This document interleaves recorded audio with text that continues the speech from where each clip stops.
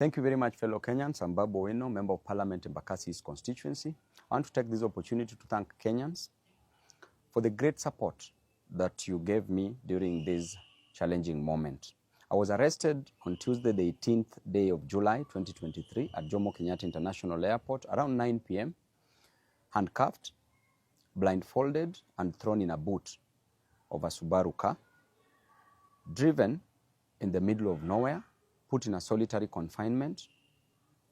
For 3 days, I went without food. No, I wasn't given food, no access to my family, no access to my lawyers, to my legal representation. I did not take bath, I did not take water, and that was a very inhuman treatment accorded to me. If a member of parliament can be treated in a very harsh way, what is happening to normal Kenyans? I want to take this opportunity to condemn such acts. The only mistake I made was to fight for Kenyans.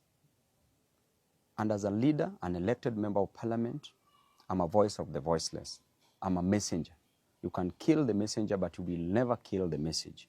You can harass the messenger, but you will never destroy the message that is delivered.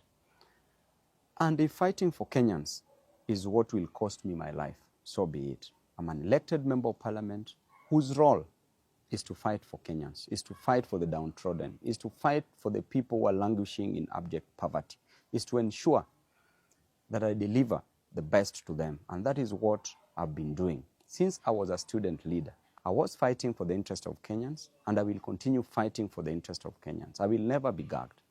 And in fact, what you're doing to me and what you're doing to other leaders will just catalyze this reaction. We will do it even better.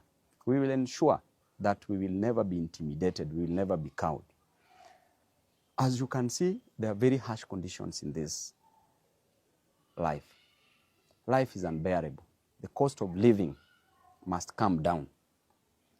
The price of fuel must come down. The price of hunger must come down. The price of other commodities must come down. A good leader is one who ensures that his people do not suffer. Subjecting people to these harsh conditions, to suffering, means that you are fighting for a personal interest. This government rode on the back of the hustlers, the same hustlers of whom they are destroying on a daily basis. They are killing them, unleashing policemen to kill them, to maim them, to cause injuries on them, and that is not fair at all. On a daily basis, you blame Raila to be the cause of the deaths of the people. Raila did not give instructions to the police to use brute force, to use the extrajudicial means to gag people from fighting for their inherent and inalienable interest, not only spiritedly but also religiously.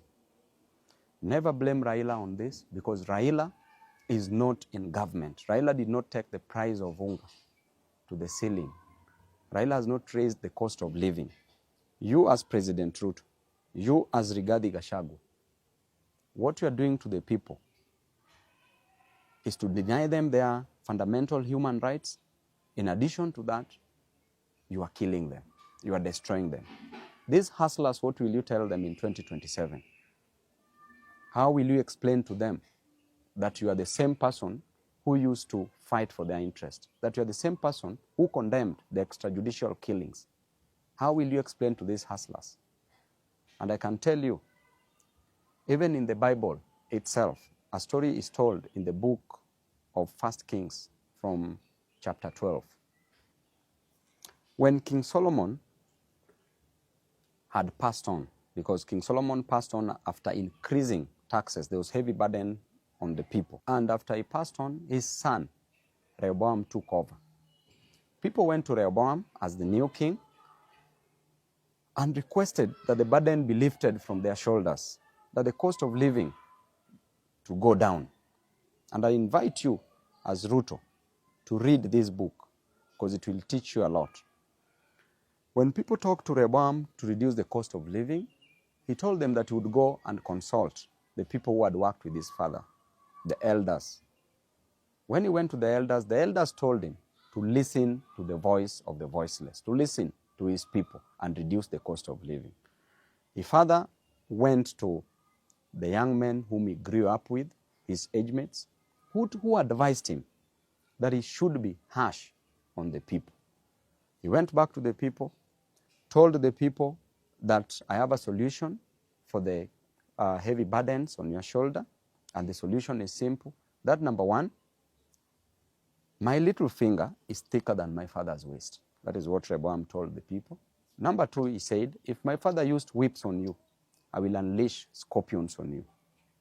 The third thing that Rehoboam told the people is that if there is heavy burden on you, I will make it heavier. This made people to rebel. Because of the harsh treatment of the people, it led to the 12 tribes being divided into two kingdoms. One kingdom was the kingdom of Judah, which comprised of the two tribes, ruled by Rehoboam as the king, just as what is happening. And the other 10 tribes rebelled, and they formed the kingdom of Israel that was ruled by Jeroboam. And I can assure you that if you impose heavy taxes on your people, you are meant to go down. You will go down. It doesn't matter who is the messenger. You can destroy the messengers, but the message is clear that you will go down. You may be advised by the fools around you, as we always know, and a leader is known by the people surrounding him. If you are surrounded by the 4 fools, you become the 5th fool. If you're surrounded by 4 wise men, you become the 5th wise man.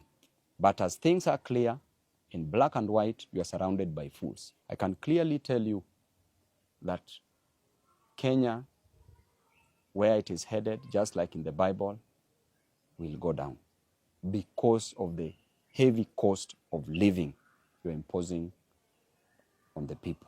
Because of the high cost of living, because people lack a lot in life, you are rushing to build for people houses. People don't need houses. People just need food. People need school fees. And as a leader, I know what it is to lack food. That's why I will fight for them, because I lacked food at some point. If you tell me you lack food, I know what it is to lack food. If you tell me that you lack school fees, I know what it is to lack school fees. You are rushing to build for people houses, which is not a main challenge, but people's main challenge is the food. Just let the cost of living come down. If it doesn't come down, it must be forced to come down. Lastly, I would like to advise Rachel Ruto and Bishop Dorcas Gachagua that you don't need to pray for Kenya. You don't need to pray for people. Pray for your husbands. The problem is in your house. The problem is not outside the door. You are living with the problem. Don't cast the demons. Look near you. You will see them. We will continue fighting, and to Kenyans, we will always fight for you. Members of the press, we thank you very much for being on the side of the people. Tibim.